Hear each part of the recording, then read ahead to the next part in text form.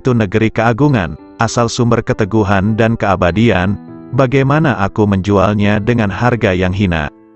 Abu Musa Ad-Dailabi, pelayan Abu Yazid, semoga Allah merahmati keduanya, berkata, "Aku pernah mendengar seorang syekh di Bistam mengatakan, aku bermimpi, sepertinya Allah Subhanahu wa Ta'ala berfirman, kalian semua sedang mencari sesuatu dariku, selain Abu Yazid, sesungguhnya dia mencariku dan menghendakiku, dan aku pun menghendakinya." Abu Abdullah mengatakan, "Jadikan Allah itu sebagai majelis dan tempat kemesraan. Disiplinlah hikmah pada Tuhanmu, maka dunia akan datang kepadamu dalam keadaan merana, dan kau diburu akhirat, dan akhirat begitu rindu. Hai pemburu dunia, tinggalkan dunia, maka dunia memburumu." Lanjutnya, Abu Said Al-Haras mengatakan, "Suatu hari aku di tempat wukuf, lalu aku ingin memohon kepada Allah Subhanahu wa Ta'ala sesuatu kebutuhan. Lantas muncul bisikan lembut tanpa suara kepadaku, 'Di hadapanmu Allah, kamu masih mencari selain Allah.' Ada seseorang menulis surat kepada saudaranya, 'Amma ba'du, tamparlah muka para penghasrat dunia dengan dunianya, tamparlah pencari akhirat pada wajah pemburunya, bermesralah dengan Rabbul Alamin, wassalam.'" Abu Abdullah An-Nasaj mengatakan, "Janganlah menumpuk banyak surga bagi orang beriman, karena Allah akan memberikan kelayakan yang lebih banyak dibanding surga, yaitu marifat. Sesuatu pangkalnya apa? Tawakal pada Allah. Pangkal tawakal, memutuskan diri hanya bagi Allah. Pangkal memutuskan diri hanya bagi Allah, menyendiri bersama Allah. Pangkal menyendiri, membuang dari hati, segala hal selain Allah.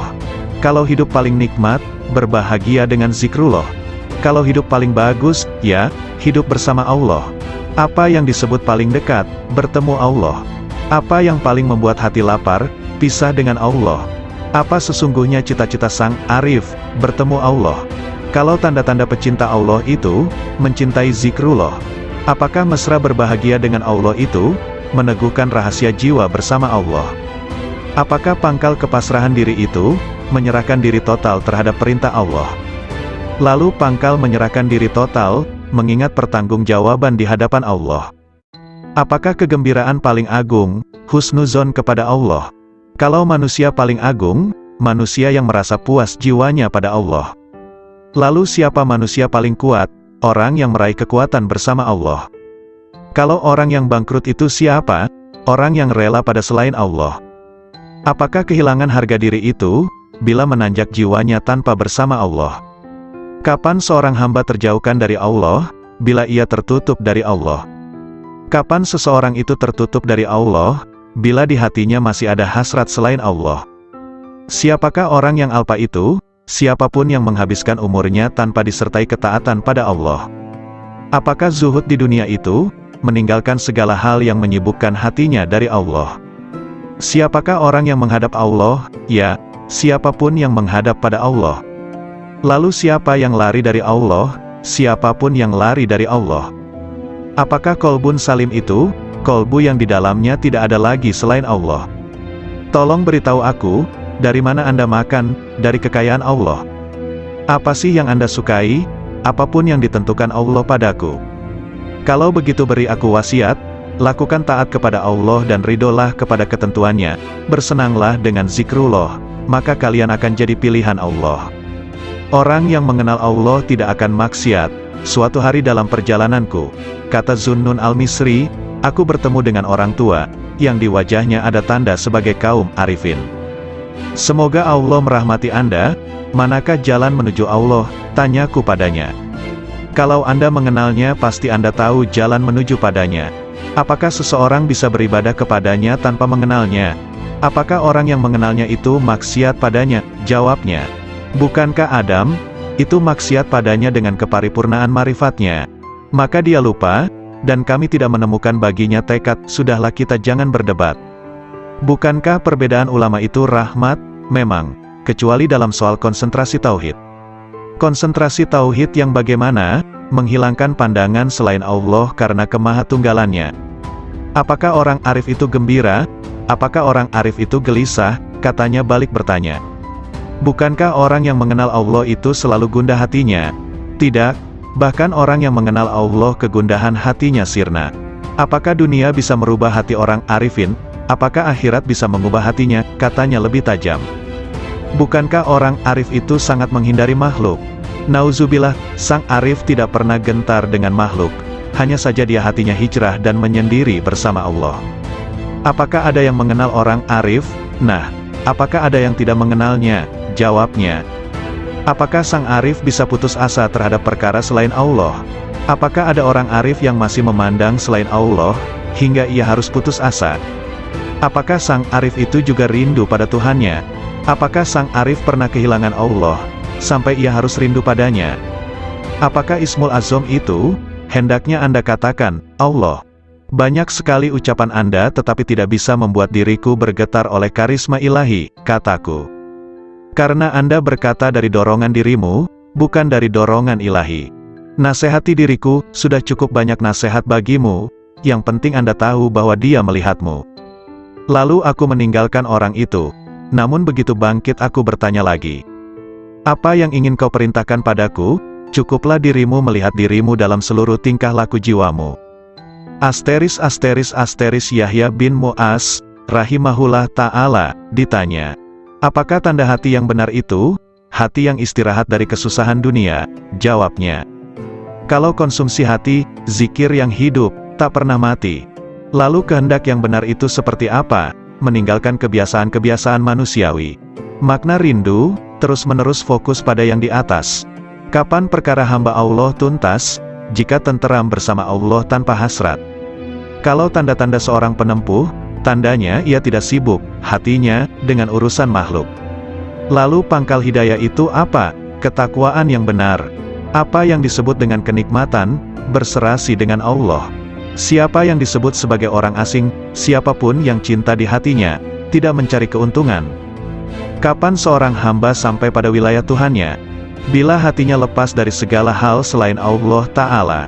Apakah yang disebut dengan kebebasan agung itu? Penyerahan total kepada Sang Tuhan? Apakah amal paling utama?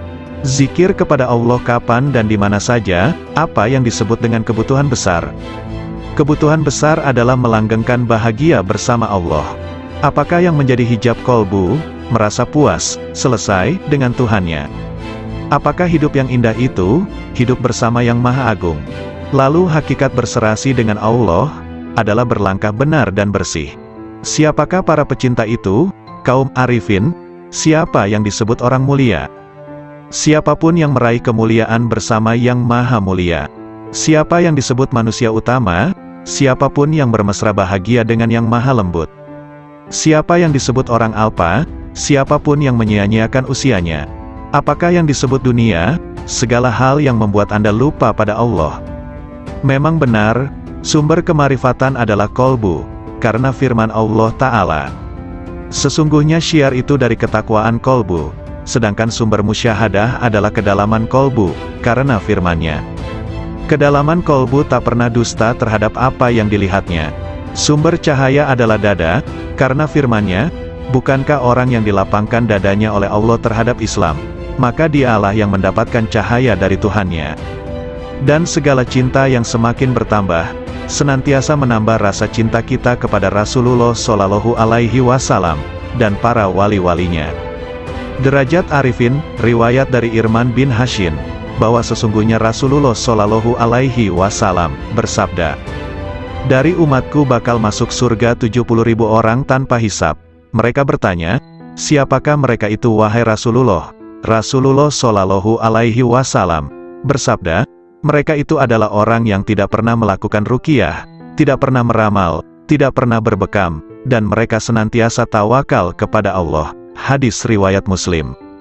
Rasulullah Shallallahu Alaihi Wasallam memposisikan ramalan di urutan kedua, setelah berupaya untuk tidak berobat yang merupakan derajat murni sejati, yang tergolong ahli fana, dan mereka senantiasa dalam kehendak Allah Subhanahu wa Ta'ala. Semoga Allah melimpahkan rahmat kepada mereka. Namun betapa sedikit jumlah mereka dalam setiap periode, karena derajat mereka adalah mewujudkan hakikat tawakal kepada Allah Subhanahu wa Ta'ala. Kepasrahan total yang meliputi seluruh instrumen sebab akibat dan kehendak. Merekalah kaum arifin billah yang sesungguhnya. Semoga Allah meridhoi mereka. Amboi, Jika orang alim itu terbagi dua, satu golongan yang membuatku terbebas dari keraguan.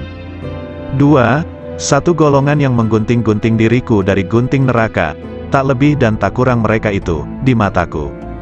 Anak-anak sekalian, ketahuilah orang arif kepada Allah Subhanahu wa Ta'ala dengan marifat yang benar, senantiasa terhanguskan hasratnya di bawah keceriaan dalam wahdaniyahnya, dan tak ada keceriaan mulai dari arasy sampai muka bumi yang lebih besar ketimbang kegembiraan marifat kepada Allah Subhanahu wa Ta'ala. Surga seisinya itu dibanding sisi kegembiraan mereka kepada Allah Subhanahu wa Ta'ala, nilainya sangat kecil, lebih kecil dibanding atom, ketika mereka tahu bahwa marifat adalah kegembiraan paling agung dari segala kegembiraan manapun. Siapa yang bertemu Allah Subhanahu wa Ta'ala, maka mana yang tak bisa ditemukan, kesibukan apalagi yang akan dilakukan setelah bertemu dengannya, bukankah melihat selain Allah itu tak lebih dari keliaran nafsu belaka, hasrat yang rendah, dan minimnya marifat kepada Allah Ta'ala? Adakah pakaian yang lebih baik dibanding baju Islam? Apakah ada mahkota yang lebih agung ketimbang mahkota marifat? Atau adakah hamparan yang lebih mulia ketimbang hamparan taat? Allah Subhanahu wa Ta'ala berfirman, katakan, dengan karunia Allah dan dengan rahmatnya, maka dengan karunia dan rahmat itulah kalian semua bergembira. Dalam sebagian munajatnya Ibrahim bin Adham mengatakan, Ilahi, Engkau maha tahu surga dan seisinya, rasanya tak melintas padaku walau sesayap nyamuk setelah Engkau beri aku marifat kepadamu, dan kemesraanku kepadamu, dan Engkau telah membuatkan mencurah untuk tafakur atas keagunganmu, serta Engkau telah menjanjikan padaku untuk memandang wajahmu. Memang, sesungguhnya derajat terendah kaum arifin itu, manakala Allah memasukkannya ke dalam neraka yang diliputi azab, maka hatinya malah tambah cinta kepadanya, semakin mesra sukacita padanya, dan semakin rindu kepadanya. Ibnu Sirin berkata, jika aku harus memilih antara surga dan sholat 2 rakaat, aku memilih sholat 2 rakaat, karena dalam 2 rakaat ada ridhonya Allah Subhanahu wa Ta'ala, takarub kepadanya, sedang dalam surga yang ada kesenangan nafsu dan kesenangan manusia. Ketika Nabi Ibrahim dilemparkan ke dalam api, mereka mengatakan, bakarlah dia, dan mintalah pertolongan pada Tuhan kalian, kata mereka. Nabi Ibrahim menjawab, cukuplah bagiku Tuhanku dan dialah sebaik-baik tempat berserah diri, sebaik-baik Tuhan dan sebaik-baik penolong. Kemudian Allah Subhanahu wa Ta'ala berfirman, wahai api jadilah dirimu dingin sejuk dan menyelamatkan atas Ibrahim. Berserah diri diriwayatkan, ketika Allah Subhanahu wa Ta'ala berfirman kepada Nabi Ibrahim, wahai Ibrahim, engkaulah sahabat dekatku, dan aku sahabat dekatmu. Maka jangan berpaling dariku, yang menyebabkan putusnya hubungan kesahabatan antara diriku dan dirimu, karena orang yang benar-benar mengaku sahabat dekatku jika dibakar oleh api, hatinya sama sekali tidak bergeser dariku, karena menghormati kebesaranku.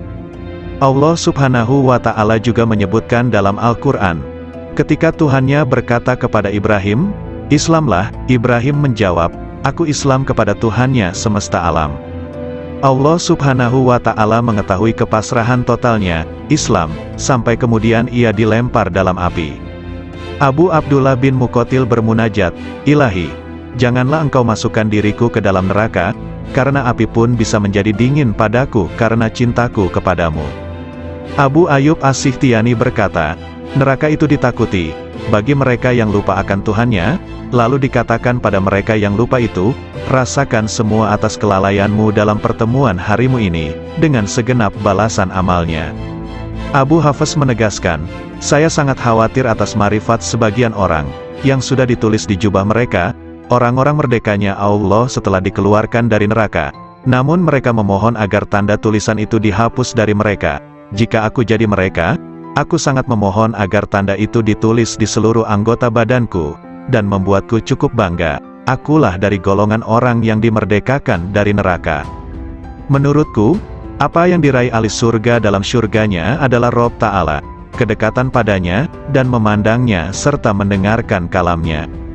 Ingat istri Fir'aun ketika bermunajat, Tuhanku, bangunkan rumah bagiku di sisimu dalam surga. Sebagaimana disebutkan, tetangga dulu, baru rumah. Ibrahim bin Adham mengatakan, aku sangat malu jika tujuan utamaku adalah makhluk, Padahal Allah Subhanahu wa Ta'ala telah berfirman kepada sebagian para nabinya, siapa yang berkehendak pada kami, ia tak ingin selain diri kami. Sebagian Syekh Sufi mengatakan, aku pernah melihat seorang pemuda di Masjidil Haram sedang dalam kondisi menderita dan kelaparan. Saya sangat kasihan padanya. Aku punya 100 dinar dalam kantong. Lalu kudekati dia, hai sayang, ini buat kebutuhan-kebutuhanmu. Pemuda itu tidak menoleh sama sekali padaku. Dan aku terus mendesaknya. Pemuda itu berkata, hai Syekh, dinar ini sesuatu yang tidak bisa aku jual dengan surga dan seisinya. Surga itu negeri keagungan, asal sumber keteguhan dan keabadian, bagaimana aku menjualnya dengan harga yang hina?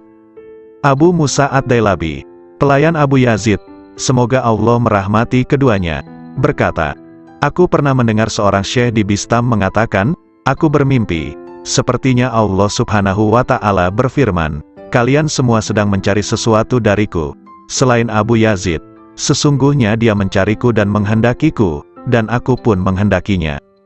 Abu Abdullah mengatakan, jadikan Allah itu sebagai majlis dan tempat kemesraan, disiplinlah hikmah pada Tuhanmu, maka dunia akan datang kepadamu dalam keadaan merana, dan kau diburu akhirat, dan akhirat begitu rindu. Hai pemburu dunia, tinggalkan dunia, maka dunia memburumu, lanjutnya.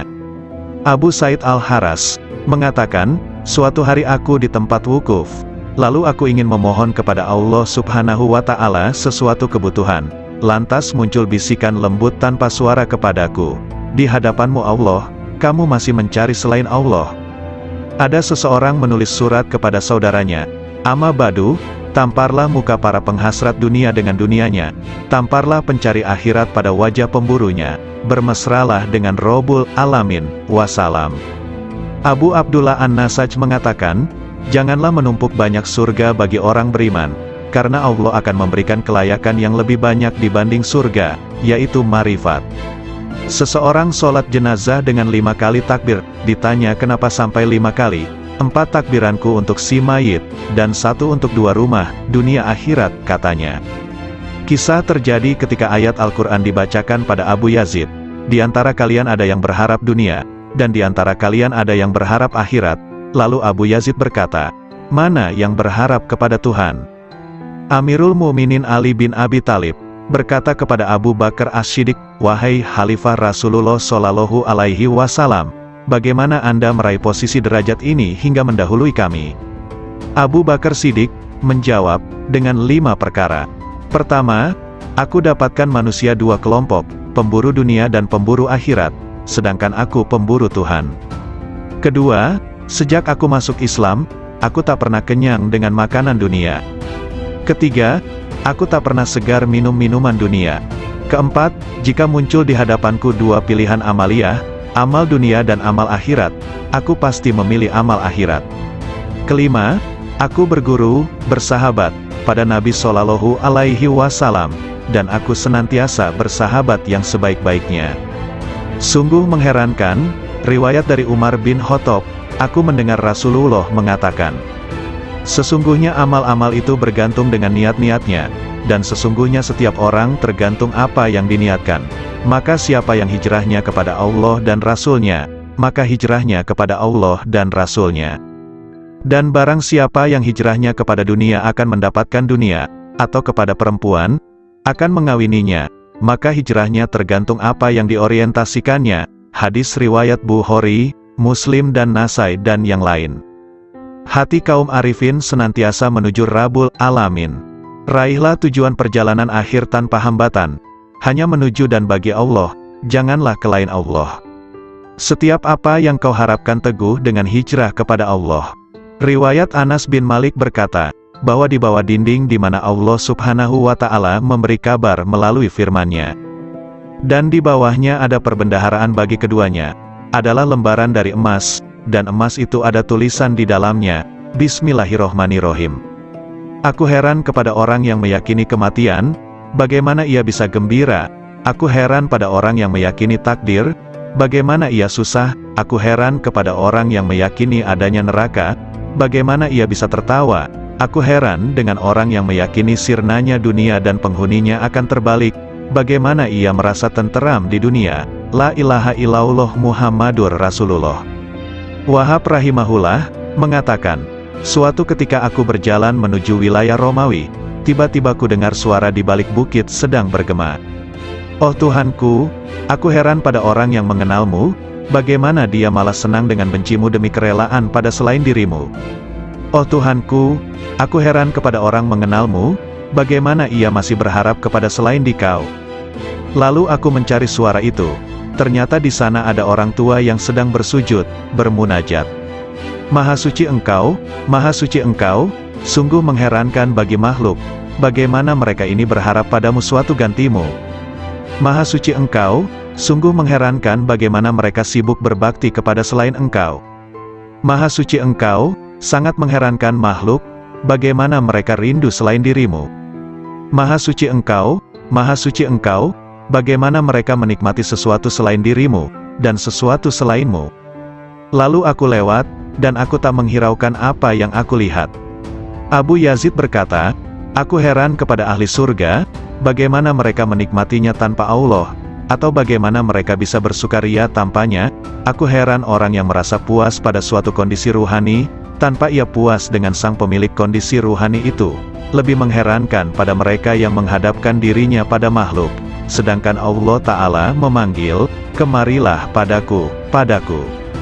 Abdullah bin Muqatil mengatakan, aku heran kepada manusia, di mana Allah memilih untuk dirinya, dengan serba cukup darinya, malah manusia kontra darinya disertai rasa butuh padanya. Aku heran kepada orang yang sibuk dengan urusannya, warisan para nabi dan mursalun, burulah sebelum sirna. Dian-dian cahaya manusia di setiap bumi, merekalah ulama generasi mulia. Ilmunya memancarkan cahaya di setiap lembah bagai purnama yang membias tanpa awan. Jalan istiqomah diriwayatkan oleh Ummu Habibah. Ia berkata, bahwa Rasulullah Shallallahu Alaihi Wasallam bersabda, tak seorang pun hamba yang muslim, sholat lillahi ta'ala setiap hari 12 rakaat, sholat sunnah, bukan sholat fardu, kecuali Allah membangunkan rumah di dalam surga. Hadis riwayat Muslim, Abu Dawud, Tirmidzi dan Nasai. Hadis ini memotivasi untuk menegakkan ibadah-ibadah sunnah, karena ibadah sunnah salah satu bentuk takarub kepada Allah Ta'ala, sekaligus menjadi bekal kaum arifun dalam menempuh jalan menuju kepada Allah Subhanahu wa Ta'ala, sekaligus menjadi perilaku kaum yang mengkhususkan, menyendiri, jiwanya di sisi Allah Subhanahu wa Ta'ala. Anak-anak sekalian, ketahuilah, siapa yang hakikat batinnya menyendiri bersama Allah secara total, dan rahasia sirnya benar-benar manunggal, akan terbuka seluruh tirai, segala bukti menjadi nyata, ketika musyahadah pada cahaya al-haq Allah Subhanahu wa Ta'ala. Di sanalah Allah menuangkan minuman dengan gelas cintanya, hingga ia mabuk dari lainnya, segalanya menjadi riang dan ringan, segala diamnya adalah zikir, nafasnya adalah tasbih, kalamnya adalah penyucian, dan tidurnya adalah sholat, doa. Sang hamba senantiasa menaiki kendaraan marifat, hingga bertemu yang dimarifati. Bila sudah bertemu, ia abadi selamanya bersamanya, tidak berpaling ke lainnya. Kolbu itu ibarat istana, dan marifat adalah rajanya, akal adalah menterinya yang punya departemen dan instrumen, lisan sebagai penerjemah, sedangkan rahasia batinnya dari Hazanah Ar-Rahman, masing-masing konsisten dengan posisinya, sedangkan arah seluruhnya adalah istiqomahnya sir bersama Allah Subhanahu wa Ta'ala. Bila sir istiqomah, maka marifat menjadi istiqomah, lalu akal menjadi lurus. Bila akal konsisten, kolbu akan konsisten. Bila kolbu konsisten, jiwa akan konsisten. Bila nafsu konsisten, dalam pengendalian, perilaku batin akan konsisten. Sir dicahayai oleh sifat jamal dan jalalnya. Akal dicahayai oleh cahaya kesadaran dan renungan pelajaran. Kolbu dicahayai oleh cahaya rasa takut dan cinta disertai kontemplasi fikiran. Nafsu dicahayai dengan cahaya olah jiwa dan pengekangan. Sir adalah lautan dari samudera anugerah pemberiannya, dan gelombangnya tak terhingga, tiada henti pula. Jika sir konsisten bersama Allah Subhanahu wa Ta'ala, maka senantiasa akan abadi dalam musyahadah, dan sirna dari penglihatan pada istiqomahnya. Perlu diketahui bahwa jalan istiqomah, konsistensi, itu laksana tenda agung dari jalan akhirat, dan berjalan di tepinya lebih sulit dibanding jalan di tepian akhirat. Alam rahasia bisa menjadi tipu daya, karena Allah Subhanahu wa Ta'ala tidak suka pada hati hamba yang masih ada cinta pada yang lain selain Dia. Mereka tidak ingin sesuatu dari Allah kecuali Allah. Dalam sebagian kitabnya Allah Ta'ala berfirman, bila yang kesibukan jiwa hambaku lebih kepadaku dibanding yang lain, maka kujadikan nikmat dan hasrat ada dalam mencintaiku, dan aku singkapkan hijab antara diriku dengan dirinya. Ada seseorang sedang masuk dalam tempat Syekh Sari As-Sakati. Lantas lelaki itu bertanya, manakah yang bisa mendekatkan pada Allah Ta'ala, hingga sang hamba bisa mendekat kepadanya?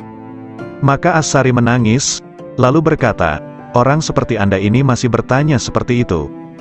Yang paling utama cara mendekatkan hamba kepada Allah Subhanahu wa Ta'ala, hendaknya Allah Subhanahu wa Ta'ala muncul di hatimu, dan Anda tidak mau sama sekali pada dunia dan akhirat, kecuali hanya padanya. Ibrahim bin Adham mengatakan, puncak dari hasrat dan citaku dalam hubunganku dengan Allah Ta'ala adalah, hendaknya Dia menjadikan diriku condong terus kepadanya, hingga aku tak memandang apapun selain Dia, dan aku tidak sibuk dengan siapapun selain sibuk dengannya.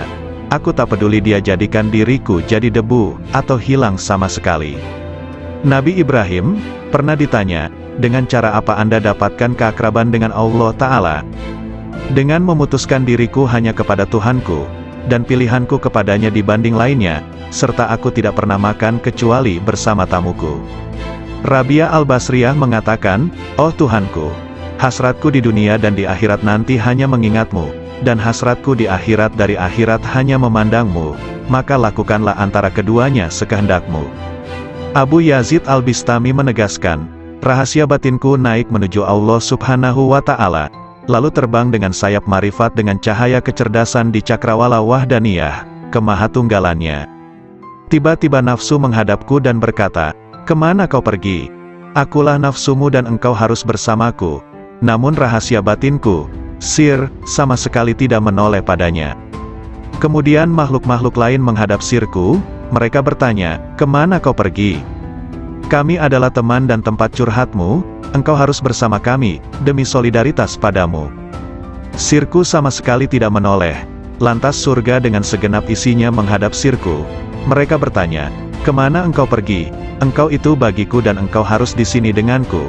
Maka sirku sama sekali tidak berpaling, lalu anugerah dan pemberian menghadapku, begitu juga karomah-karomah, hingga melewati kerajaannya, sampai pada kemah Fardaniyah, ketunggalannya, lantas melampaui universalitas dan keakuan, hingga sirku sampai di hadapan Allah Subhanahu wa Ta'ala. Dialah yang kucari. Allah Subhanahu wa Ta'ala berfirman kepada Nabi Musa, wahai Musa, sesungguhnya orang yang menjumpaiku pasti tidak akan kembali dariku, dan tidak akan kembali kecuali dari jalan lurusku. Abul Abbas Nin Atta mengatakan, manakala akhirat muncul dalam diri hamba, dunia menjadi sirna di sisinya, sehingga sang hamba hanya menetap di negeri keabadian. Namun manakala sang hamba berada dalam penyaksian Allah Ta'ala, segala hal selain Allah Ta'ala sirna, dan hamba abadi bersama Allah Subhanahu wa Ta'ala. Ada lelaki di hadapan Abu Yazid, berkata, ada informasi sampai kepadaku bahwa engkau punya Ismul Azam, sangat senang jika engkau mengajariku. Abu Yazid menjawab, nama Allah itu tidak terbatas, namun kosongkan hatimu hanya bagi kemahaesaannya, meninggalkan berpaling pada selain Allah Ta'ala. Jika Anda bisa demikian, raihlah isem, nama, manapun yang kau kehendaki, maka dengan isem itu Anda bisa pergi dari timur hingga barat, dalam sekejap dan Anda telah kembali. Zunnun Al-Misri mengatakan, ketika aku naik haji, tiba-tiba ada anak muda mengatakan, oh Tuhanku, aku telah mengumpulkan tebusanmu, dan engkau maha tahu, lalu apa yang engkau berlakukan pada mereka? Lalu ku dengar suara, tebusanku banyak, dan yang mencariku sedikit. Sebagian sufi ditanya, seberapakah antara Allah Subhanahu wa Ta'ala dan hambanya? 4 langkah saja, 1 langkah meninggalkan dunia, 1 langkah meninggalkan makhluk, 1 langkah meninggalkan nafsu, dan 1 langkah meninggalkan akhirat, maka sang hamba sudah di hadapan Allah Subhanahu wa Ta'ala. Jawabnya. Sari berkata, siapa yang bangkit untuk taat kepada Allah Ta'ala tanpa ada yang lain, Allah akan memberi minuman dari mata air cinta darinya, dan dihantar menuju tempat yang benar. Sayyidina Ali karramallahu wajhah mengatakan, Orang arif manakala keluar dari dunia tak ada pemandu maupun penyaksi di hari kiamat, tidak ada malaikat Ridwan di surga, juga tidak ada malaikat Malik di neraka. Beliau ditanya, lalu di mana sang arif dijumpai? Di hadapan Allah yang Maha Diraja, di tempat yang benar. Ketika mereka bangkit dari kuburnya mereka tidak bertanya-tanya, mana keluarga dan anakku, mana Jibril dan Mikail, mana surga dan pahala, namun justru berkata, manakah kekasihku dan kemesraan hatiku? Kolbu kaum arifin punya mata yang memandang apa yang tak biasa dipandang manusia. Sedangkan lisannya berkata dengan rahasia batinnya munajat dari malaikat-malaikat mulia di sisinya yang mencatat sayap-sayap yang terbang tanpa bulu hinggap di sisi Rabbul Alamin. Lalu bagai gembalaan di taman suci menari dan meminum dari lautan para rasulnya para hamba yang menuju kepadanya hingga mendekat, sampai bertemu dengannya. Di balik keajaiban kasih sayang Rasulullah Shallallahu Alaihi Wasallam bersabda, orang yang memiliki kasih sayang, bakal disayang oleh Allah yang Maha Penyayang, yang Maha Memberi berkah dan Maha Luhur. Karena itu berikan kasih sayang kepada siapapun di muka bumi, maka yang di langit akan menyayangimu. Hadis riwayat Ahmad, Abu Dawud dan Tirmidzi. Dalam hadis yang mulia ini ada keajaiban yang luar biasa dari ilmu-ilmu dan rahasia Allah, di mana Al-Mustafa Nabi Muhammad Shallallahu Alaihi Wasallam memerintahkan adanya cinta dan kasih sayang terhadap semua makhluk di muka bumi, agar kasih sayang dari malaikat luhur di langit melimpah pula.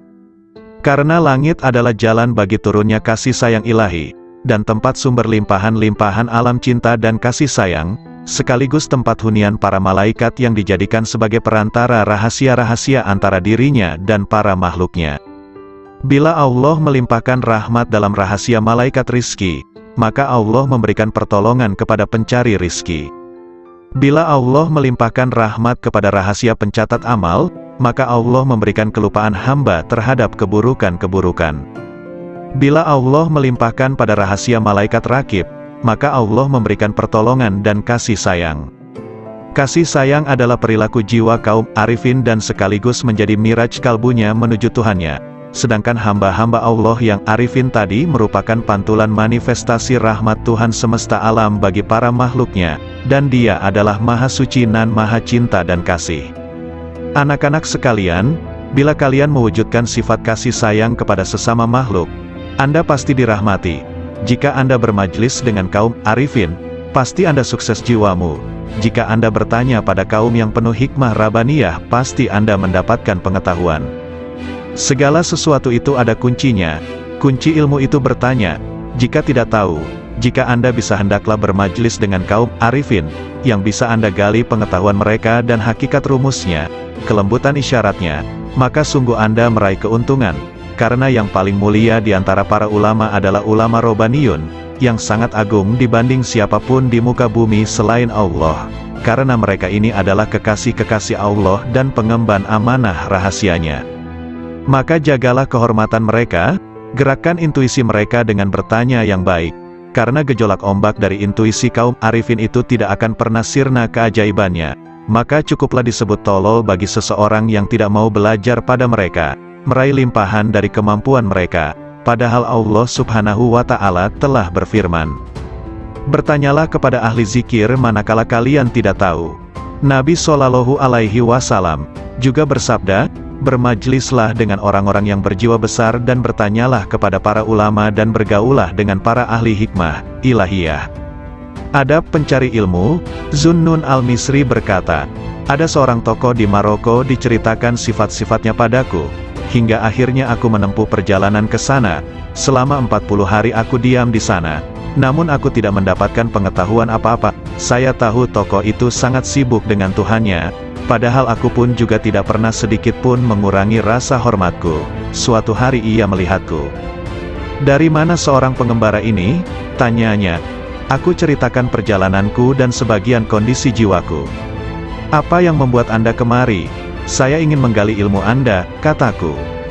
Takwalah kepada Allah dan pasrahlah kepadanya, karena Dia adalah yang maha memelihara dan maha terpuji, katanya kemudian diam begitu lama. Mohon ditambah lagi bagiku, semoga Allah merahmatimu.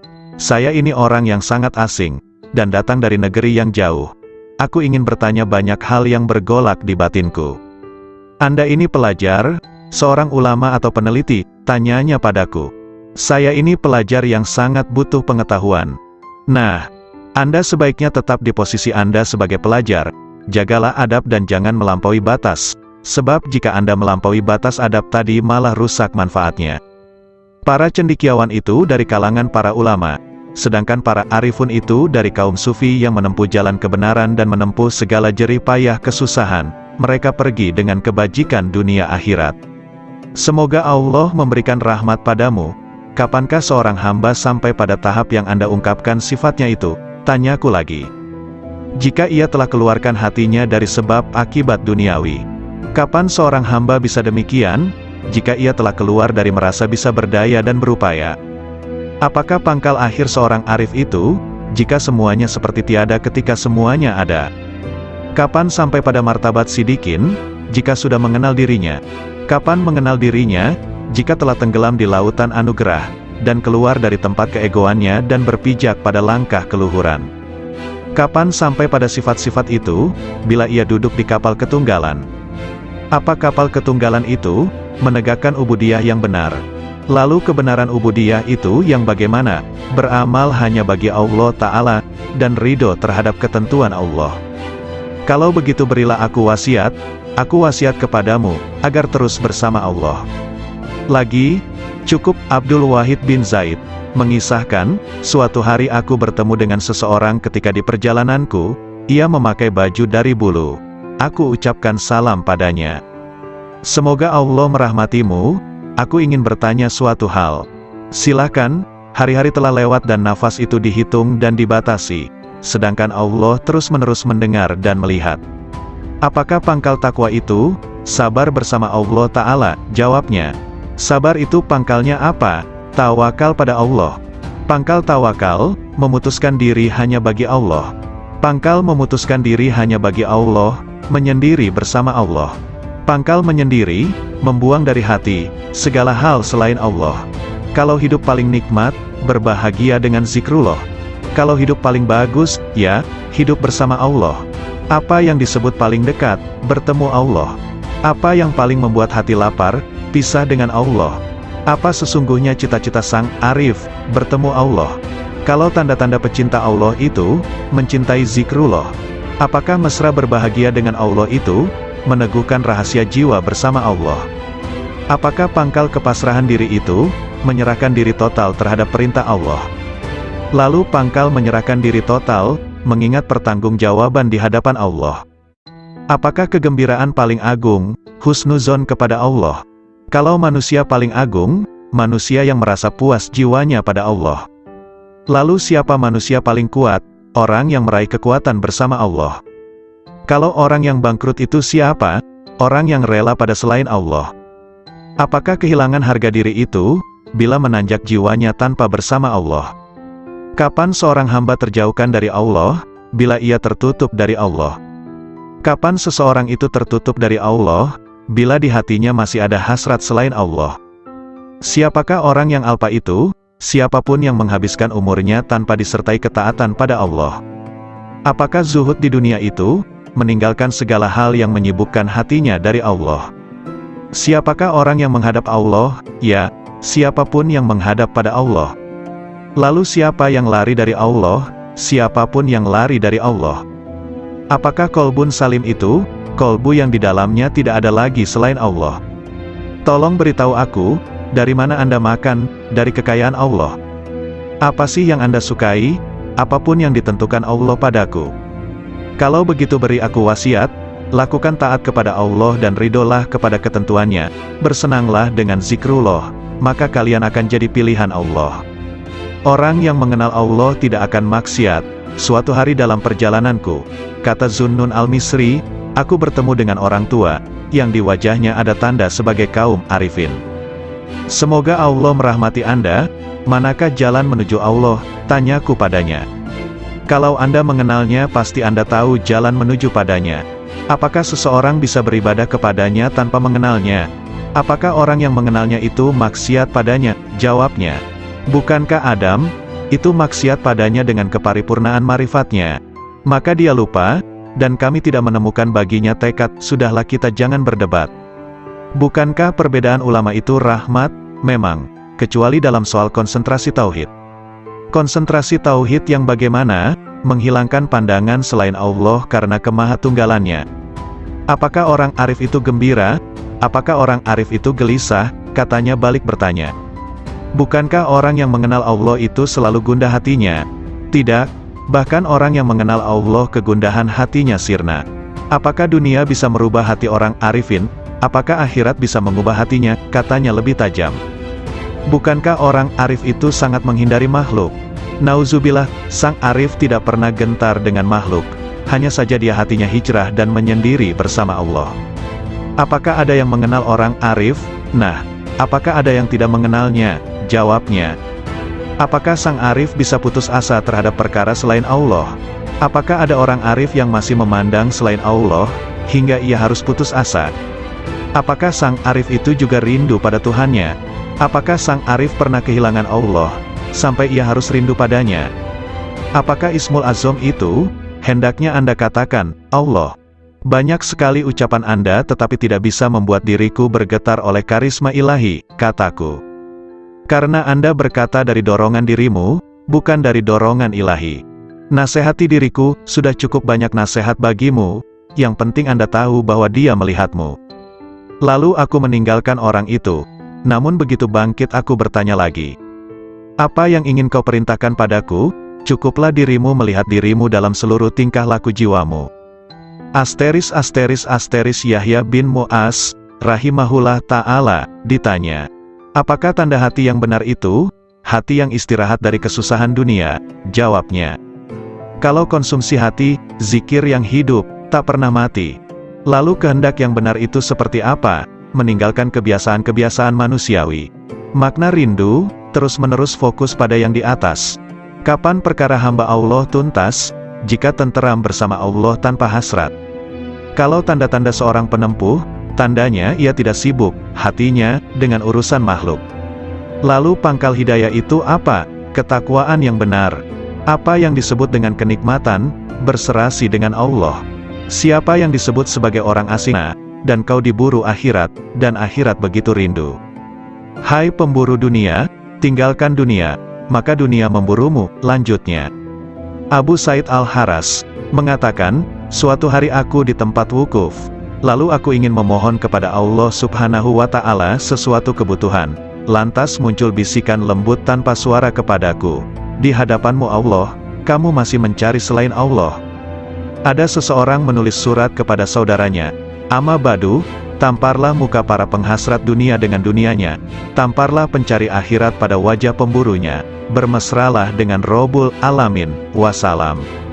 Abu Abdullah An-Nasaj mengatakan, janganlah menumpuk banyak surga bagi orang beriman, karena Allah akan memberikan kelayakan yang lebih banyak dibanding surga, yaitu marifat.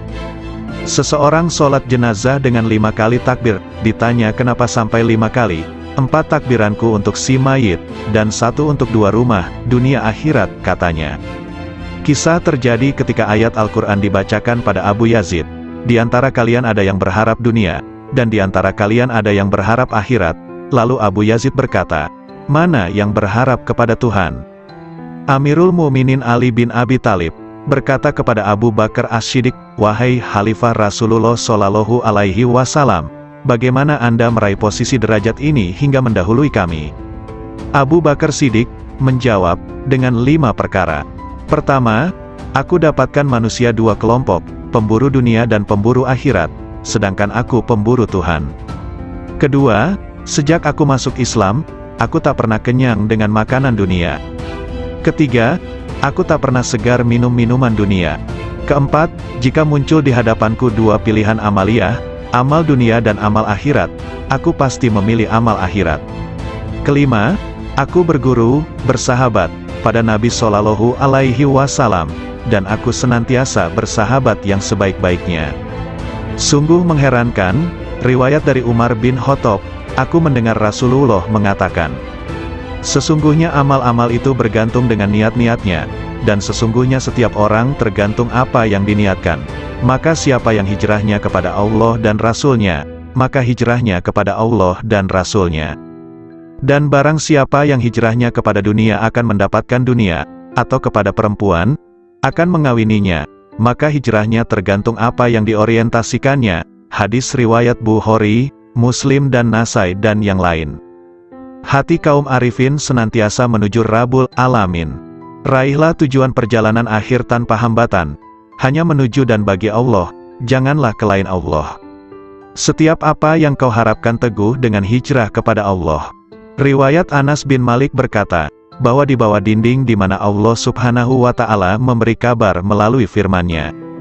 Dan di bawahnya ada perbendaharaan bagi keduanya, adalah lembaran dari emas, dan emas itu ada tulisan di dalamnya, Bismillahirrohmanirrohim. Aku heran kepada orang yang meyakini kematian, bagaimana ia bisa gembira. Aku heran pada orang yang meyakini takdir, bagaimana ia susah. Aku heran kepada orang yang meyakini adanya neraka, bagaimana ia bisa tertawa. Aku heran dengan orang yang meyakini sirnanya dunia dan penghuninya akan terbalik, bagaimana ia merasa tenteram di dunia. La ilaha illallah Muhammadur Rasulullah. Wahab rahimahullah mengatakan, suatu ketika aku berjalan menuju wilayah Romawi, tiba-tiba ku dengar suara di balik bukit sedang bergema. Oh Tuhanku, aku heran pada orang yang mengenalmu, bagaimana dia malah senang dengan bencimu demi kerelaan pada selain dirimu. Oh Tuhanku, aku heran kepada orang mengenalmu, bagaimana ia masih berharap kepada selain dikau. Lalu aku mencari suara itu, ternyata di sana ada orang tua yang sedang bersujud, bermunajat. Maha suci engkau, sungguh mengherankan bagi makhluk, bagaimana mereka ini berharap padamu suatu gantimu. Maha suci engkau, sungguh mengherankan bagaimana mereka sibuk berbakti kepada selain engkau. Maha suci engkau, sangat mengherankan makhluk, bagaimana mereka rindu selain dirimu.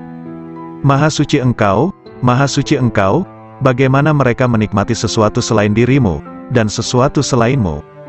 Lalu aku lewat, dan aku tak menghiraukan apa yang aku lihat. Abu Yazid berkata, aku heran kepada ahli surga, bagaimana mereka menikmatinya tanpa Allah, atau bagaimana mereka bisa bersukaria tanpanya. Aku heran orang yang merasa puas pada suatu kondisi ruhani, tanpa ia puas dengan sang pemilik kondisi ruhani itu.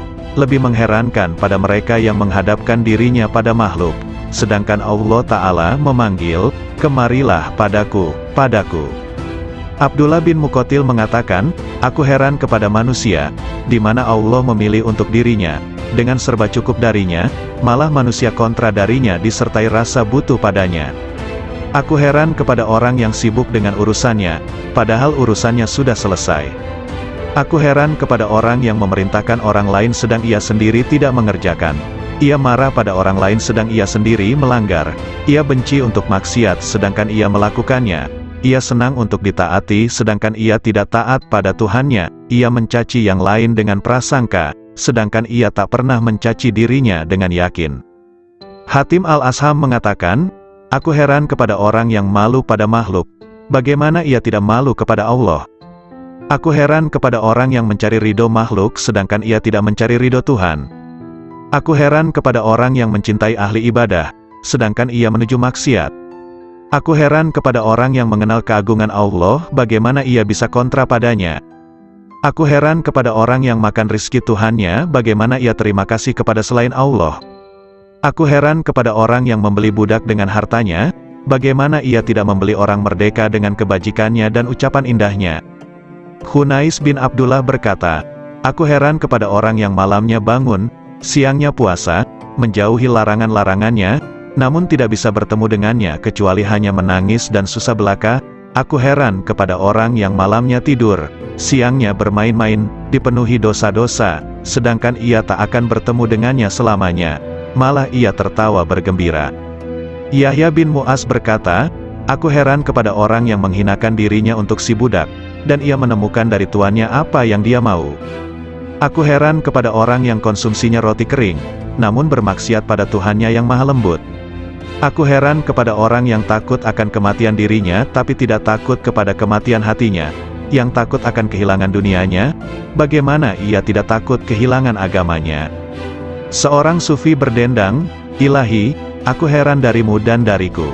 Apakah kau mensirnakan diriku olehmu dariku engkau dekatkan aku darimu hingga kuduga sesungguhnya engkau adalah aku. Yahya bin Mu'az bermunajat.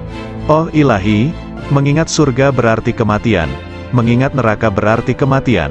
Sungguh mengherankan orang yang hidup di antara dua kematian, soal surga ia tidak sabar, dan soal neraka ia tidak sabar atas siksanya. Dikatakan, mengingat wusyul adalah kematian, mengingat pisah adalah kematian. Bagaimana hati hidup di antara dua kematian? Kematian orang yang marifat itu sangat mengherankan, karena sang arif berada di antara kegembiraan marifat dan ketakutan pisah dengan Allah Ta'ala. Bagaimana kematian berserasi dengan kesenangan marifat, atau bagaimana kehidupan disertai ketakutan pisah? Aku heran kepada orang yang berkata, aku mengingat Tuhanku. Adakah bisa lupa? Lalu aku mengingat yang kulupa, aku mati jika mengingatmu, kemudian hidup jika bukan karena air wusyulmu. Aku tak pernah hidup lalu kau hidupkan dengan harapan, lalu aku mati oleh kerinduan. Seberapa banyak aku hidup padamu dan berapa aku mati.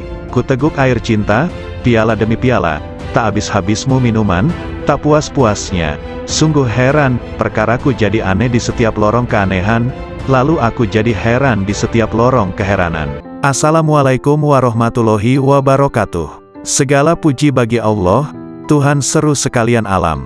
Kali ini akan dibacakan artikel yang berjudul Nasihat Nabi Khidir alaihi salam kepada Syekh Malaya atau Sunan Kalijaga.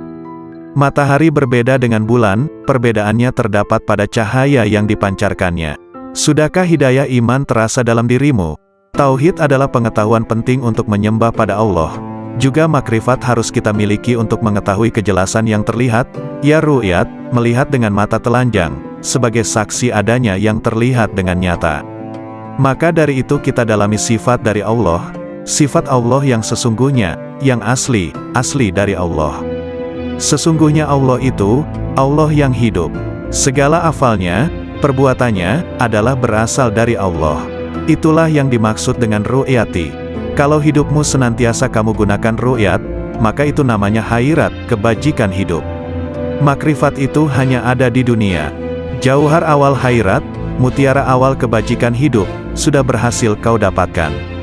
Untuk itu secara tidak langsung kamu sudah mendapatkan pengawasan kamil, penglihatan yang sempurna. Insan kamil, manusia yang sempurna, berasal dari zatullah, zatnya Allah. Sesungguhnya ketentuan gaib yang tersurat, adalah kehendak zat yang sebenarnya. Sifat Allah berasal dari zat Allah. Dinamakan insan kamil kalau mengetahui keberadaan Allah itu. Bila mana tidak tertulis namamu di dalam nuket gaib insan kamil, itu bukan berarti tidak tersurat. Iya, itulah yang dinamakan puji budi, usaha yang terpuji. Berusaha memperbaiki hidup, akan menjadikan kehidupan nyawamu semakin baik. Serta badannya, akan disebut badan Muhammad, yang mendapat kesempurnaan hidup. Syekh Malaya berkata lemah lembut, mengapa sampai ada orang mati yang dimasukkan neraka? Mohon penjelasan yang sebenarnya. Kanjeng Nabi Khidir berkata dengan tersenyum manis, wahai Malaya, maksudnya begini, neraka jasmani juga berada di dalam dirimu sendiri, dan yang diperuntukkan bagi siapa saja yang belum mengenal dan meniru laku Nabiullah. Hanya ruh yang tidak mati. Hidupnya ruh jasmani itu sama dengan sifat hewan, maka akan dimasukkan ke dalam neraka. Juga yang mengikuti bujuk rayu iblis, atau yang mengikuti nafsu yang merajalela seenaknya tanpa terkendali, tidak mengikuti petunjuk Gusti Allah Subhanahu wa Ta'ala. Mengandalkan ilmu saja, tanpa memperdulikan sesama manusia keturunan Nabi Adam, itu disebut iman tadot. Ketahuilah bahwa umat manusia itu termasuk badan jasmanimu. Pengetahuan tanpa guru itu, ibarat orang menyembah tanpa mengetahui yang disembah. Dapat menjadi kafir tanpa diketahui, karena yang disembah kayu dan batu, tidak mengerti apa hukumnya, itulah kafir yang bakal masuk neraka jahanam. Adapun yang dimaksudkan rat idafi adalah sesuatu yang kelak tetap kekal sampai akhir nanti kiamat dan tetap berbentuk ruh yang berasal dari ruh Allah. Yang dimaksud dengan cahaya adalah yang memancar terang serta tidak berwarna, yang senantiasa menerangi hati penuh kewaspadaan yang selalu mawas diri atau introspeksi mencari kekurangan diri sendiri serta mempersiapkan akhir kematian nanti. Merasa sebagai anak Adam yang harus mempertanggungjawabkan segala perbuatan. Ruh idafi sudah ada sebelum tercipta. Syirik itu dapat terjadi, tergantung saat menerima sesuatu yang ada, itulah yang disebut jauhar ning. Keenamnya jauhar awal, Jauhar awal adalah mutiara ibaratnya. Mutiara yang indah penghias raga agar nampak menarik. Mutiara akan tampak indah menawan. Bermula dari ibarat ketujuh, dikala mendengarkan sabda Allah, maka ruh idafi akan menyesuaikan yang terdapat di dalam zat Allah yang mutlak. Ruh serba pasrah kepada zatullah, itulah yang dimaksudkan ruh idafi. Jauhar awal itu pula yang menimbulkan salat daim. Salat daim tidak perlu menggunakan air wudhu, untuk membersihkan hadas tidak disyaratkan.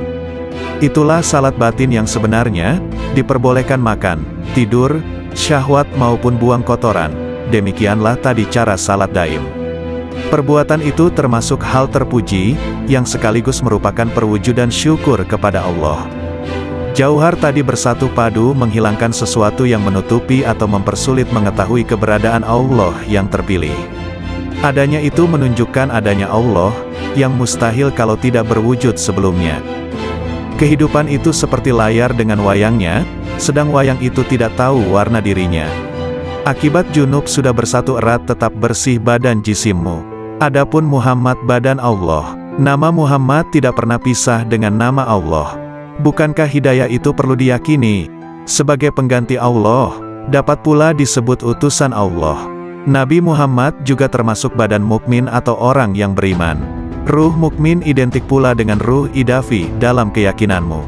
Disebut iman maksum, kalau sudah mendapat ketetapan sebagai panutan jati. Bukankah demikian itu pengetahuanmu? Kalau tidak hidup begitu, berarti itu sama dengan hewan yang tidak tahu adanya sesuatu di masa yang telah lewat. Kelak, karena tidak mengetahui keislaman, maka matinya tersesat, kufur serta kafir badannya. Namun bagi yang telah mendapatkan pelajaran ini, segala permasalahan dipahami lebih seksama baru dikerjakan. Allah itu tidak berjumlah tiga, yang menjadi suri tauladan adalah Nabi Muhammad. Bukankah sebenarnya orang kufur itu mengingkari 4 masalah prinsip?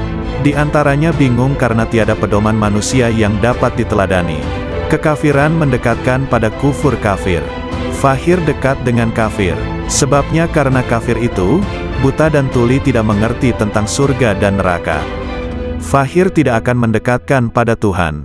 Tidak mungkin terwujud pendekatan ini, tidak menyembah dan memuji, karena kekafirannya. Seperti itulah kalau fahir terhadap zatullah. Dan sesungguhnya Gusti Allah mematikan kefahiran manusia, kepastiannya ada di tangan Allah semata-mata. Adapun wujud zatullah itu, tidak ada satu makhluk pun yang mengetahui kecuali Allah sendiri. Ruh idafi menimbulkan iman. Ruh idafi berasal dari Allah yang Maha Esa. Itulah yang disebut iman tauhid. Meyakini adanya Allah juga adanya Muhammad sebagai Rasulullah. Tauhid hidayah yang sudah ada padamu, menyatu dengan Tuhan yang terpilih. Menyatu dengan Gusti Allah, baik di dunia maupun di akhirat. Dan kamu harus menyatu bahwa Gusti Allah itu ada dalam dirimu. Ruh idafi ada di dalam dirimu. Makrifat itu sebutannya, hidupnya disebut syahadat, hidup tunggal di dalam hidup. Sujud ruku sebagai penghiasnya, ruku berarti dekat dengan Tuhan pilihan. Penderitaan yang selalu menyertai menjelang ajal tidak akan terjadi padamu. Jangan takut menghadapi sakaratil maut. Jangan ikut-ikutan takut menjelang pertemuanmu dengan Allah. Perasaan takut itulah yang disebut dengan sekarat. Ruh idafi tidak akan mati. Hidup mati, mati hidup.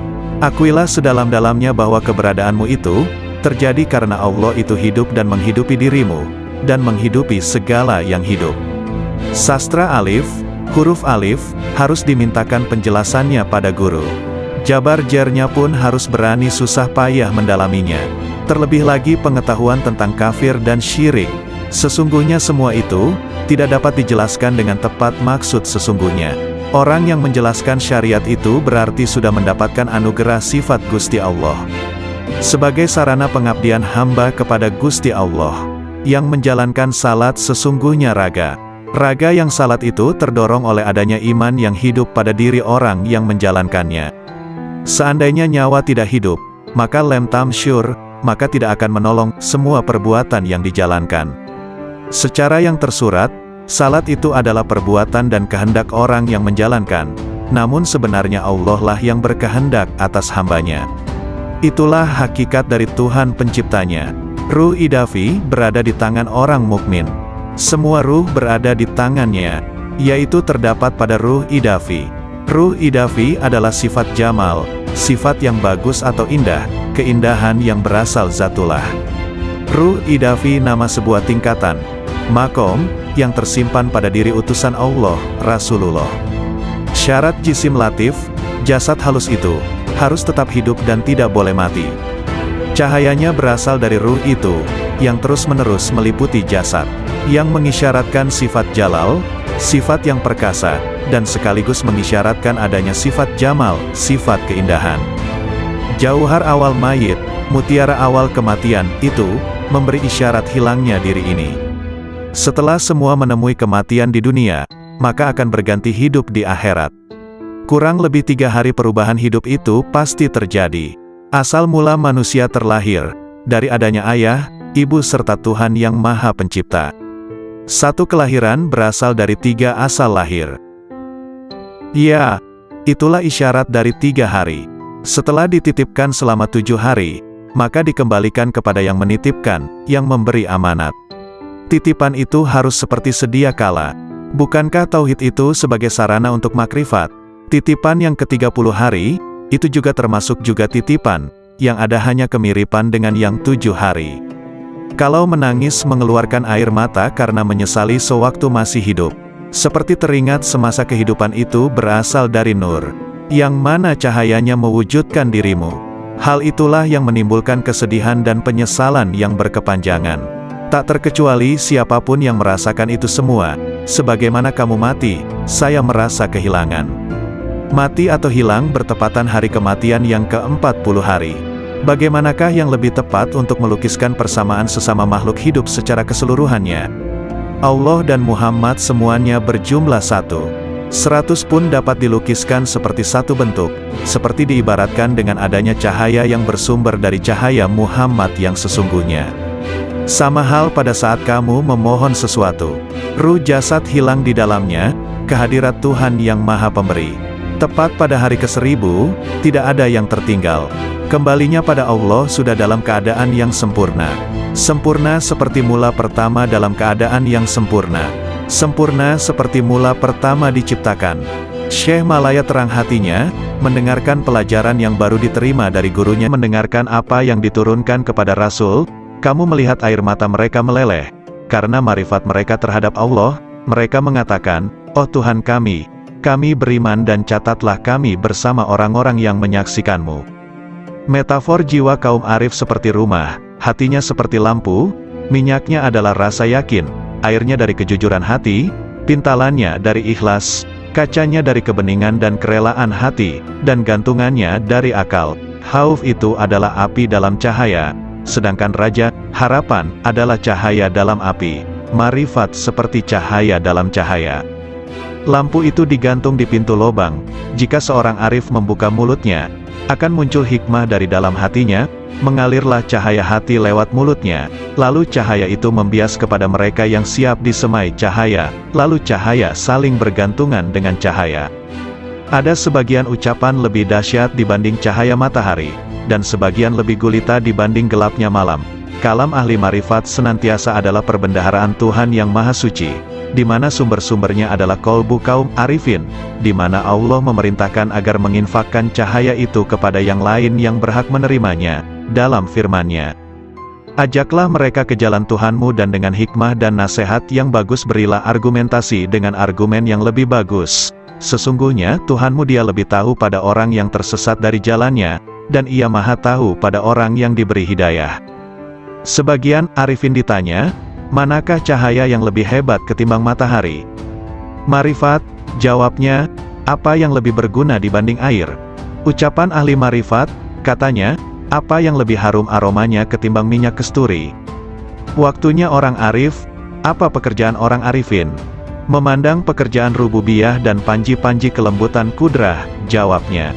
Hasrat orang-orang soleh, Abu Said Al-Balhi, ditanya, kenapa ucapan orang pendahulu, salaf, lebih utama dibanding orang akhir, khalaf? Karena kehendak mereka adalah memuliakan Islam, menyelamatkan jiwa, kasih sayang pada sesama saudara dan ridho kepada Ar-Rahman, jawabnya. Sedangkan kehendak kita adalah memanjakan hawa nafsu, mencari pujian orang dan mencari kenikmatan dunia. Tambahnya lagi, seorang hamba manakala taat pada Tuhannya, Allah memberinya rejeki seteguk air dari sumber marifat, lalu ia mengucapkan dengan lisannya, namun jika ia meninggalkan taatnya, ia tidak akan merusak taat itu, namun tetap tersimpan di hatinya, dan tidak mengucapkannya dengan lisannya, agar ia tetap dalam sesalnya dan menjadi cobaan dengan berbagai ujian. Tiada dua orang beriman yang bertemu, yang keduanya berzikir kepada Allah, melainkan Allah menambah cahaya marifatullah pada kedua hatinya, sebelum keduanya berpisah.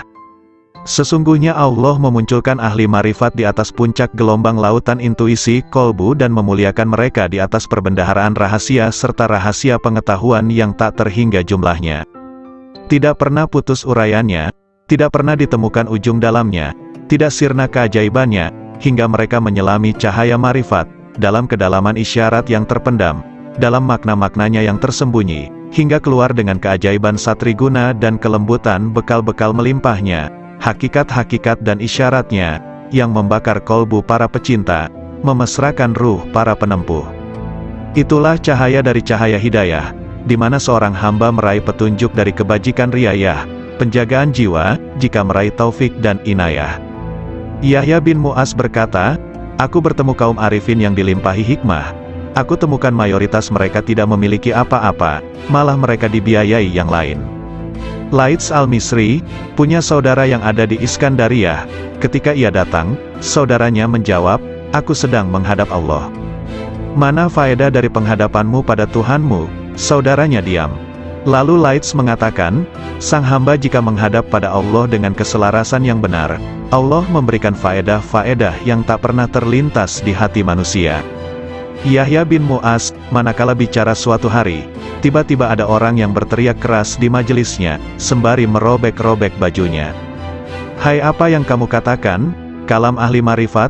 Ketika muncul dari sumber rahasia kemanunggalan, ia menggali hati orang yang dibakar rindu dan cinta dengan apinya, lantas sifat-sifat manusiawi sirna. Karena itu kalimat orang yang bertakwa itu posisinya mendekati wahyu. Suatu ketika ada kata-kata terucap dari mereka, lalu ditanya, apa yang membuatmu bicara seperti ini? Hatiku mengatakan demikian, bermula dari pikiranku, dari rahasia jiwaku, dari Tuhanku, katanya. Sandaran hikmah adalah wujudnya hikmah, yaitu barang berharga yang hilang dari penempuh. Ketika ditemukan ia ambil, ia tak peduli dari manapun wadahnya, dari manapun diucapkannya, dari hati mana dinukil atau dari dinding mana terukir atau dari kafir mana didengar. Nilai hikmah. Dalam sebuah hadis disebutkan, siapa yang ingin ilmu oleh Allah tanpa belajar, mendapatkan petunjuk tanpa hidayah, maka zuhudlah dari dunia. Setiap hikmah ada ahli dan zamannya, dan zaman itu telah berlalu dengan sejumlah besar ahlinya, sedangkan yang tersisa kini hanyalah musibah, maka kami kepada Allah, dan kami kepadanya kembali. Carilah lampu-lampu kalam kaum arifin sebelum mereka wafat, suatu nikmat yang kalian rasakan kemuliaannya, keutamaannya yang paripurna, dan Luqman dipilih oleh Allah dengan hikmah, karena kemuliaan hikmahnya. Hikmah itu sidikun, kebanggaan mutakun, firdaus para arifun, warisan para nabi dan mursalun, burulah sebelum sirna. Dian-dian cahaya manusia di setiap bumi, merekalah ulama generasi mulia. Ilmunya memancarkan cahaya di setiap lembah bagai purnama yang membias tanpa awan. Jalan istiqomah diriwayatkan oleh Ummu Habibah. Ia berkata, bahwa Rasulullah Shallallahu Alaihi Wasallam bersabda, tak seorang pun hamba yang muslim, sholat lillahi ta'ala setiap hari 12 rakaat, sholat sunnah, bukan sholat fardu, kecuali Allah membangunkan rumah di dalam surga. Hadis riwayat Muslim, Abu Dawud, Tirmidzi dan Nasai. Hadis ini memotivasi untuk menegakkan ibadah-ibadah sunnah, karena ibadah sunnah salah satu bentuk takarub kepada Allah Ta'ala, sekaligus menjadi bekal kaum arifun dalam menempuh jalan menuju kepada Allah Subhanahu wa Ta'ala, sekaligus menjadi perilaku kaum yang mengkhususkan, menyendiri, jiwanya di sisi Allah Subhanahu wa Ta'ala. Anak-anak sekalian, ketahuilah siapa yang hakikat batinnya menyendiri bersama Allah secara total, dan rahasia sirnya benar-benar manunggal, akan terbuka seluruh tirai, segala bukti menjadi nyata, ketika musyahadah pada cahaya al-haq Allah Subhanahu wa Ta'ala. Di sanalah Allah menuangkan minuman dengan gelas cintanya, hingga ia mabuk dari lainnya. Segalanya menjadi riang nan ringan, segala diamnya adalah zikir, nafasnya adalah tasbih, kalamnya adalah penyucian, dan tidurnya adalah solat, doa. Sang hamba senantiasa menaiki kendaraan marifat, hingga bertemu yang dimarifati. Bila sudah bertemu, ia abadi selamanya bersamanya, tidak berpaling ke lainnya. Kolbu itu ibarat istana, dan marifat adalah rajanya, akal adalah menterinya yang punya departemen dan instrumen, lisan sebagai penerjemah, sedangkan rahasia batinnya dari Hazanah Ar-Rahman, masing-masing konsisten dengan posisinya, sedangkan arah seluruhnya adalah istiqomahnya sir bersama Allah Subhanahu wa Ta'ala. Bila sir istiqomah, maka marifat menjadi istiqomah, lalu akal menjadi lurus. Bila akal konsisten, kolbu akan konsisten. Bila kolbu konsisten, jiwa akan konsisten. Bila nafsu konsisten, dalam pengendalian, perilaku batin akan konsisten. Sir dicahayai oleh sifat jamal dan jalalnya. Akal dicahayai oleh cahaya kesadaran dan renungan pelajaran. Kolbu dicahayai oleh cahaya rasa takut dan cinta disertai kontemplasi fikiran. Nafsu dicahayai dengan cahaya olah jiwa dan pengekangan. Sir adalah lautan dari samudera anugerah pemberiannya, dan gelombangnya tak terhingga, tiada henti pula. Jika sir konsisten bersama Allah Subhanahu wa Ta'ala, maka senantiasa akan abadi dalam musyahadah, dan sirna dari penglihatan pada istiqomahnya.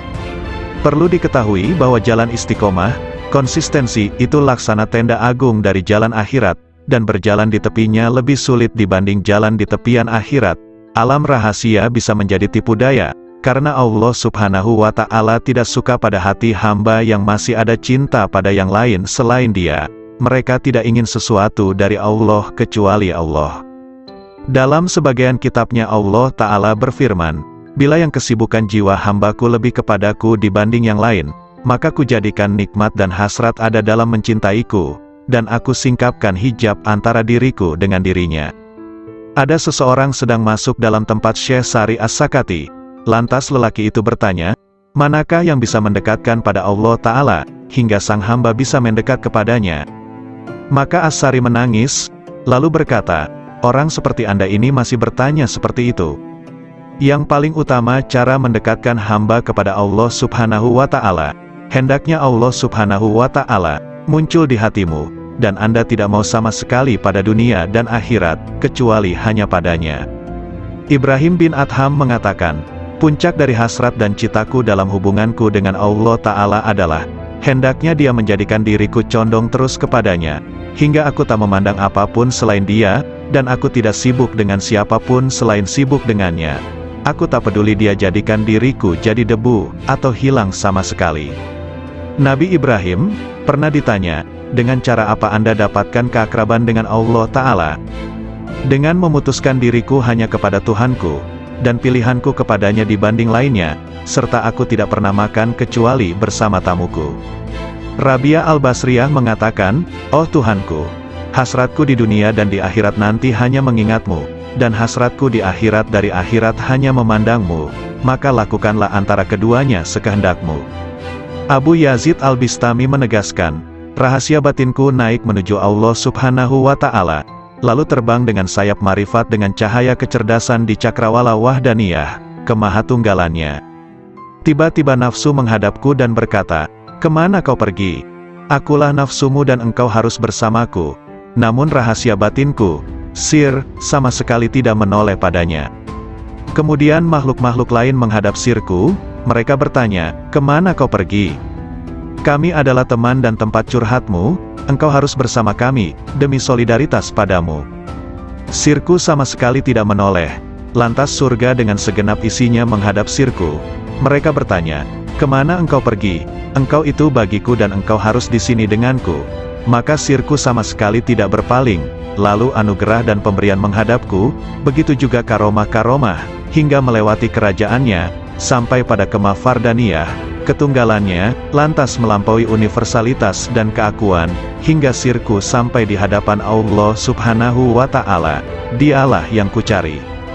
Allah Subhanahu wa Ta'ala berfirman kepada Nabi Musa, "Wahai Musa, sesungguhnya orang yang menjumpaiku pasti tidak akan kembali dariku, dan tidak akan kembali kecuali dari jalan lurusku. Abul Abbas Nin Atta mengatakan, manakala akhirat muncul dalam diri hamba, dunia menjadi sirna di sisinya, sehingga sang hamba hanya menetap di negeri keabadian. Namun manakala sang hamba berada dalam penyaksian Allah Ta'ala, segala hal selain Allah Ta'ala sirna, dan hamba abadi bersama Allah Subhanahu wa Ta'ala. Ada lelaki di hadapan Abu Yazid, berkata, ada informasi sampai kepadaku bahwa engkau punya Ismul Azam, sangat senang jika engkau mengajariku. Abu Yazid menjawab, nama Allah itu tidak terbatas, namun kosongkan hatimu hanya bagi kemahaesaannya, meninggalkan berpaling pada selain Allah Ta'ala. Jika Anda bisa demikian, raihlah ism, nama, manapun yang kau kehendaki, maka dengan ism itu Anda bisa pergi dari timur hingga barat, dalam sekejap dan Anda telah kembali. Zunnun al-Misri mengatakan, ketika aku naik haji, tiba-tiba ada anak muda mengatakan, oh Tuhanku, aku telah mengumpulkan tebusanmu, dan engkau maha tahu, lalu apa yang engkau berlakukan pada mereka? Lalu ku dengar suara, tebusanku banyak, dan yang mencariku sedikit. Sebagian sufi ditanya, seberapakah antara Allah Subhanahu wa Ta'ala dan hambanya? 4 langkah saja, 1 langkah meninggalkan dunia, 1 langkah meninggalkan makhluk, 1 langkah meninggalkan nafsu, dan 1 langkah meninggalkan akhirat, maka sang hamba sudah di hadapan Allah Subhanahu wa Ta'ala. Jawabnya.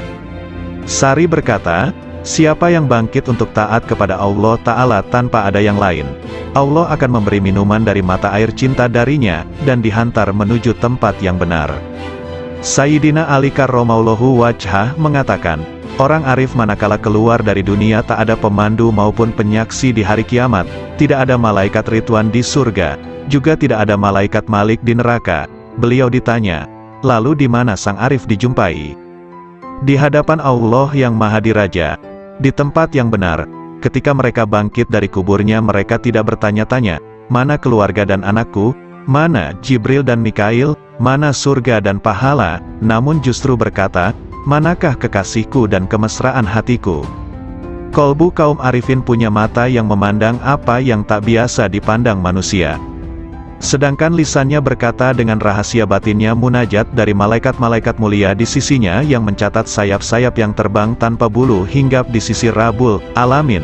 Lalu bagai gembalaan di taman suci menari dan meminum dari lautan para rasulnya, para hamba yang menuju kepadanya hingga mendekat, sampai bertemu dengannya. Di balik keajaiban kasih sayang, Rasulullah Shallallahu Alaihi Wasallam bersabda, orang yang memiliki kasih sayang, bakal disayang oleh Allah yang Maha Penyayang, yang Maha Memberi berkah dan Maha Luhur. Karena itu berikan kasih sayang kepada siapapun di muka bumi, maka yang di langit akan menyayangimu. Hadis riwayat Ahmad, Abu Dawud dan Tirmidzi. Dalam hadis yang mulia ini ada keajaiban yang luar biasa dari ilmu-ilmu dan rahasia Allah, di mana Al-Mustafa Nabi Muhammad Shallallahu Alaihi Wasallam memerintahkan adanya cinta dan kasih sayang terhadap semua makhluk di muka bumi, agar kasih sayang dari malaikat luhur di langit melimpah pula. Karena langit adalah jalan bagi turunnya kasih sayang ilahi, dan tempat sumber limpahan-limpahan alam cinta dan kasih sayang, sekaligus tempat hunian para malaikat yang dijadikan sebagai perantara rahasia-rahasia antara dirinya dan para makhluknya. Bila Allah melimpahkan rahmat dalam rahasia malaikat rizki, maka Allah memberikan pertolongan kepada pencari rizki. Bila Allah melimpahkan rahmat kepada rahasia pencatat amal, maka Allah memberikan kelupaan hamba terhadap keburukan-keburukan. Bila Allah melimpahkan pada rahasia malaikat rakib, maka Allah memberikan pertolongan dan kasih sayang. Kasih sayang adalah perilaku jiwa kaum arifin dan sekaligus menjadi miraj kalbunya menuju Tuhannya. Sedangkan hamba-hamba Allah yang arifin tadi merupakan pantulan manifestasi rahmat Tuhan semesta alam bagi para makhluknya, dan Dia adalah Maha Suci nan Maha Cinta dan Kasih. Anak-anak sekalian, bila kalian mewujudkan sifat kasih sayang kepada sesama makhluk, Anda pasti dirahmati. Jika Anda bermajlis dengan kaum arifin, pasti Anda sukses jiwamu. Jika Anda bertanya pada kaum yang penuh hikmah Rabbaniyah, pasti Anda mendapatkan pengetahuan. Segala sesuatu itu ada kuncinya. Kunci ilmu itu bertanya. Jika tidak tahu, jika Anda bisa hendaklah bermajlis dengan kaum arifin, yang bisa Anda gali pengetahuan mereka dan hakikat rumusnya, kelembutan isyaratnya, maka sungguh Anda meraih keuntungan, karena yang paling mulia di antara para ulama adalah ulama Robbaniyun, yang sangat agung dibanding siapapun di muka bumi selain Allah, karena mereka ini adalah kekasih-kekasih Allah dan pengemban amanah rahasianya. Maka jagalah kehormatan mereka, gerakkan intuisi mereka dengan bertanya yang baik, karena gejolak ombak dari intuisi kaum arifin itu tidak akan pernah sirna keajaibannya. Maka cukuplah disebut tolol bagi seseorang yang tidak mau belajar pada mereka, meraih limpahan dari kemampuan mereka, padahal Allah Subhanahu wa Ta'ala telah berfirman, "Bertanyalah kepada ahli zikir manakala kalian tidak tahu." Nabi Shallallahu Alaihi Wasallam juga bersabda, "Bermajlislah dengan orang-orang yang berjiwa besar dan bertanyalah kepada para ulama dan bergaullah dengan para ahli hikmah ilahiyah." Adab pencari ilmu, Zunnun al-Misri berkata, "Ada seorang tokoh di Maroko diceritakan sifat-sifatnya padaku, hingga akhirnya aku menempuh perjalanan ke sana. Selama 40 hari aku diam di sana, namun aku tidak mendapatkan pengetahuan apa-apa. Saya tahu tokoh itu sangat sibuk dengan Tuhannya, padahal aku pun juga tidak pernah sedikit pun mengurangi rasa hormatku. Suatu hari ia melihatku." "Dari mana seorang pengembara ini?" tanyanya. "Aku ceritakan perjalananku dan sebagian kondisi jiwaku." "Apa yang membuat Anda kemari?" "Saya ingin menggali ilmu Anda," kataku. "Takwalah kepada Allah dan pasrahlah kepadanya, karena Dia adalah yang maha memelihara dan maha terpuji," katanya kemudian diam begitu lama. "Mohon ditambah lagi bagiku, semoga Allah merahmatimu. Saya ini orang yang sangat asing, dan datang dari negeri yang jauh. Aku ingin bertanya banyak hal yang bergolak di batinku." "Anda ini pelajar, seorang ulama atau peneliti?" tanyanya padaku. "Saya ini pelajar yang sangat butuh pengetahuan." "Nah, Anda sebaiknya tetap di posisi Anda sebagai pelajar. Jagalah adab dan jangan melampaui batas, sebab jika Anda melampaui batas adab tadi malah rusak manfaatnya." Para cendekiawan itu dari kalangan para ulama, sedangkan para arifun itu dari kaum sufi yang menempuh jalan kebenaran dan menempuh segala jerih payah kesusahan. Mereka pergi dengan kebajikan dunia akhirat. Semoga Allah memberikan rahmat padamu. "Kapankah seorang hamba sampai pada tahap yang Anda ungkapkan sifatnya itu?" tanyaku lagi. "Jika ia telah keluarkan hatinya dari sebab akibat duniawi." "Kapan seorang hamba bisa demikian?" "Jika ia telah keluar dari merasa bisa berdaya dan berupaya." "Apakah pangkal akhir seorang arif itu?" "Jika semuanya seperti tiada ketika semuanya ada." "Kapan sampai pada martabat sidikin?"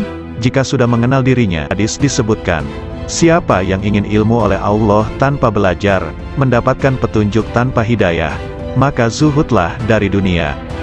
Setiap hikmah ada ahli dan zamannya, dan zaman itu telah berlalu dengan sejumlah besar ahlinya, sedangkan yang tersisa kini hanyalah musibah. Maka kami kepada Allah, dan kami kepadanya kembali. Carilah lampu-lampu kalam kaum arifin sebelum mereka wafat,